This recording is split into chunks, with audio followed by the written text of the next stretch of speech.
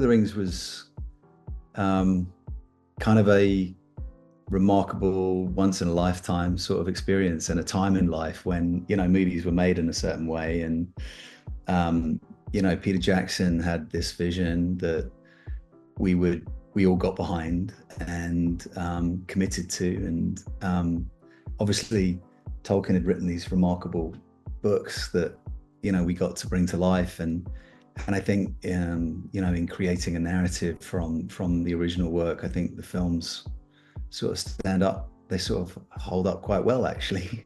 I watched them recently and with my 14-year-old, and quite surprised by how well even the effects, because part of it is that Peter is a real kind of he's sort of cutting edge, and his approach to filmmaking, he was like really pushing the boundaries. So like Gollum, and the difference in the height between the hobbits and the elves and the humans, and there was a lot that went into it technically. And then we were sort of all living in New Zealand for 2 years of our lives, and more actually, by the time we'd gone back for reshoots and things. And it was a sort of, I always think of it like a giant art house movie, really, not like a studio movie almost.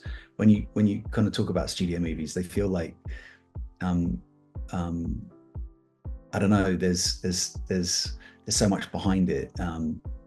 And there was so much behind Lord of the Rings, but there was also this odd, creative and sort of unique kind of like just magical process to it that I think is that lent itself to to the films and to the way the audience responded. So obviously I have to ask about The Hunt for Gollum, because obviously Andy Serkis is coming back for that, and Ian McKellen, and well, hopefully, or Elijah Wood, we don't know yet for sure, but I wondered, would you be interested in returning and seeing Legolas return to the story? I think it's quite possible, because I mean, Legolas sort of brings, in the books, Legolas brings, I remember actually when we were filming, we had faxes back then, and I remember I wrote a fax to Pete and Fran. I said, well, Legolas is supposed to bring, Gollum to, this important meeting, the fellow, and the Council of Elrond. And I'm like, yes, we know. But the way that we're structuring, and I was like, okay, got it. So yeah, of course. I feel like if Leggy appears there, I'd love to think that there's somehow a way to age us all down and make us look like we could do it. I guess with the technology that Pete's got, he can do anything these days. So we'll see. Perfectly balanced. The tang is nearly the full width of the blade. Impressive. Very impressive. And I have to talk about Pirates of the Caribbean as well, because that's another big hit of yours, which is kind of made so iconic thanks to yours, Keira Knightley, and Johnny Depp's incredible performances. So I wondered, why do you feel like those films remain so timeless? I think in that, again, it was a time when, I think pirate movies weren't really having a moment. They'd sort of had a moment with Errol Flynn back in the day, and they hadn't successfully had any since. And I think there was a lot of question as to whether or not it would work. But it was another one of those sort of big Hollywood style movies that really had a very creative and unique kind of view. And I mean, Pirates of the Caribbean: The Ride is such a iconic Disney ride, and it's sort of very it lives with people who go to the theme park, and so it's sort of nostalgic in a way as well. So I think they just came up with this very sort of rock and roll, and Gore Verbinski was very the director of the first three movies was very kind of like rock and roll in his approach to doing it, and I think it all just kind of culminated with Johnny's remarkable performance, and Keira and me having this kind of through line of this love, this epic love story, and sort of desire to get to one another the whole time. It kind of played really well, and just it was unexpected. Talking of Johnny Depp, he obviously quite famously stayed in character, was so into the character that he was always Jack Sparrow. Or what was one of the funniest moments of him on set in character? Oh, there's so many. He was he was very funny. I mean, there's not one thing that sticks out, because he embodied that character and obviously breathed life into a character that's iconic in so many ways.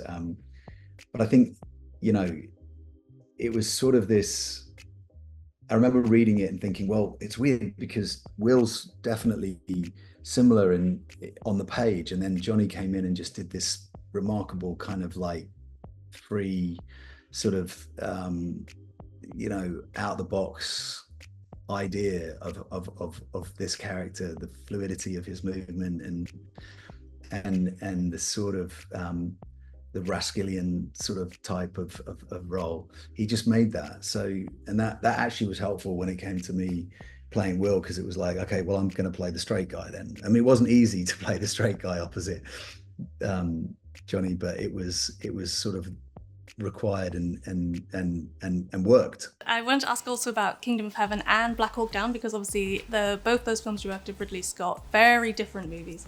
So I wondered, how did the experience of working with Ridley Scott compare in those productions? Ridley's just like an artist, and he uses the cameras like giant paintbrushes, I think.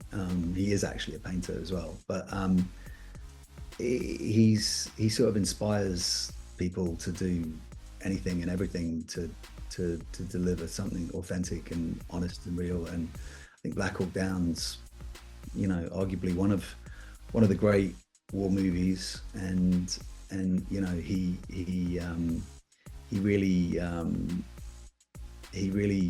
just surrounds himself with people. And I think there's so many young talent that, you know, we were all so young, you know, I mean, there's everyone in that movie has gone on to have remarkable careers. And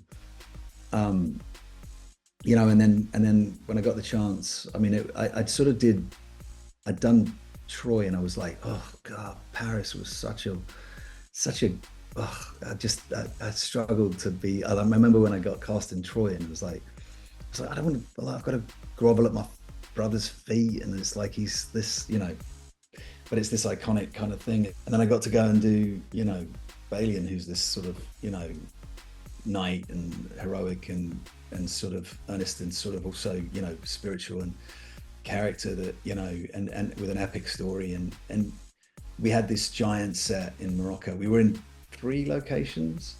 We were in Spain initially, and it was remarkable at the beginning of the movie. And then we moved to Rabat. Not Rabat, we were in Essaouira, and there was a giant set built. It was like the size of like maybe 4 football pitches, I remember, and it was wild. I think they still use that location for other movies, and they just shoot it in different ways. But it was Arthur Max was the set designer, and he just created this world. And we went into the coast, we went down to Essaouira, and that was another beautiful location. I mean, it was a time when movies were being made, and, you know, we didn't really use blue screens, and it was all very much in camera, on camera, and you know, everything kind of worked. And these giant, you know, those I forget what they're called now, where they throw the rocks and stuff, all those things were built. They were built to work and to function, and they used them. And so that was, you know, it was epic filmmaking at its greatest in a way. And I mean, for me, I'd learned to ride horses and on rings actually, and so that was obviously a really huge part of it, you know, riding into battle and wearing the suits and the armors, and, you know, just it was a dream, really. It's sort of wild. Feels like another life. Can I help you? Yes, you can. My name's Edward Kelly. His mates call him Ned. Ned Kelly. I'm sure I've heard that name somewhere. I'm sure you have, sir. And you had the chance to work with the late, great Heath Ledger in Ned Kelly many years ago. So I wondered, what do you remember from that time working with him? Just beautiful soul. I mean, Heath was a golden boy, making his first, I think one of his leading, not his first, but it was a homegrown hero kind of role. And he was the young movie star of the moment, working on Ned Kelly in Australia. And I think Gregor Jordan, his director, had worked with him on his first movie, maybe one of his first movies. And so, you know, it was sort of, you know, Ned Kelly is an iconic story for Australians. So getting to play Joe Byrne, who was, you know, one of his right-hand man in a way, was awesome. And Heath was, you know, just, he was an anomaly really. And, you know, he was so fun to be around and to work with and committed. And, you know, it was definitely, you know, it was a tragedy. But he shone bright, you know, he shone really bright. People don't care about stats, only champions. This film is kind of about the extremes that a person will push themselves to kind of get what they want. And I feel like this was a very physically demanding role. It did certainly look it while watching the film. So I wondered, well, how would you describe the experience of making it? Oh, I mean, I was hangry the whole time. Probably not a lot of fun to be around. But, you know, I'm quite physical. I really love the boxing genre of movies. I thought this was a fresh take, you know, focusing on the cutting weight, which is what boxers do to get into the ring. They have to cut their weight to get down to a weight and to fight. And, you know, it's really, you know, the extremes that somebody like boxer, an athlete will go to have a second shot, you know, to get that title shot, to have that dream, to live that dream, to feel like they're enough. It was an intense movie, obviously partly due to the physical restrictions that, you know, like with, you know, diet has a huge part to play in our mental health, in our whole makeup, you know. It's a requirement that we eat. And restricting my diet so dramatically, which we did with a great doctor, a nutritionist rather, from LA, Philip Goglier, who kind of tested my blood to make sure that, you know, things were okay. And then we started the movie, actually, we shot it in reverse chronological order. So I was actually my lightest weight. At the beginning of filming, we shot the last scene of the movie, and we went backwards from there. And that actually worked quite well for my brain, weirdly, because I don't know why, but I was able to go, okay, so well, we're shooting this now, and this is coming down here. So, okay, I'm going to do this here and that there. And I kind of seemed to have it locked in my head in a weird way, that I found I made it work for me somehow, because it was very challenging. But in a weird way, yeah, I kind of lent into it. You definitely have some intrusive thoughts, you know. You're definitely like, you know, when you're hungry, and you're like a little bit paranoid, and all of that lent into, you know, this character who's just willing to do what it takes, do anything that it takes to have his shot and to prove himself. And I think that's so relatable to people in the world, you know, like we will do extreme things to feel like we're enough, or that we can, you know, that we can win, that we can have that second shot, and that we'll come out on top, you know. And I love that about the script as well. I love that about the movie.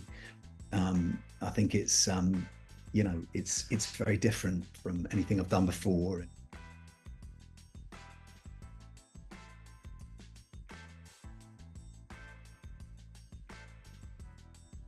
A lot. Yeah, no, I was doing at least an hour and a half on the treadmill, like an hour and a half in the gym, boxing training, so maybe 3 sessions a day. And then I ate a lot, and then I restricted a lot, but I had to keep the protein intake. So I was eating a lot of tuna and cucumber, which is sort of almost like a diuretic, but it just kind of kept everything moving, but kept the protein intake. And it's surprising, just had to eat a little and often to keep, because part of it was you just don't want to become like emaciated completely, because you've got to look like an athlete, right? So it was a science. It was definitely a science to it. I wouldn't recommend anyone just trying to do it at home. Why do you feel like now is the right time in your life to have a film like The Cut? That's a good question. I think my reason for wanting to play boxer, and actually I kind of Mark Lane, the producer, brought this idea, and we kind of threw it around together for a long time before we finally got it on its feet. And I was sort of instrumental with him, and he was instrumental in getting it made and working together, because I think I wanted to really push myself. I wanted to sort of burn the barn down and really just sort of swing for the fences and just go for something, and take the brakes off and just let it roll and just see where you land. And this is definitely that movie. I mean, you get into the cinema with this film and you sit in and we just, brakes are off, and it's full throttle, and it's a real ride of a character who's desperate for a second shot, desperate for like a shot at the title, desperate to sort of prove himself, and all those things. I think as an actor you can relate to in all sorts of ways. You've sort of had you talked about my back catalogue, and I've never sort of done anything quite like this before, and that was the challenge, and that was the opportunity, and that was the thing that I wanted to sort of really throw myself into, to really kind of give it a crack. And so I kind of just went for it, and it was the timing was right.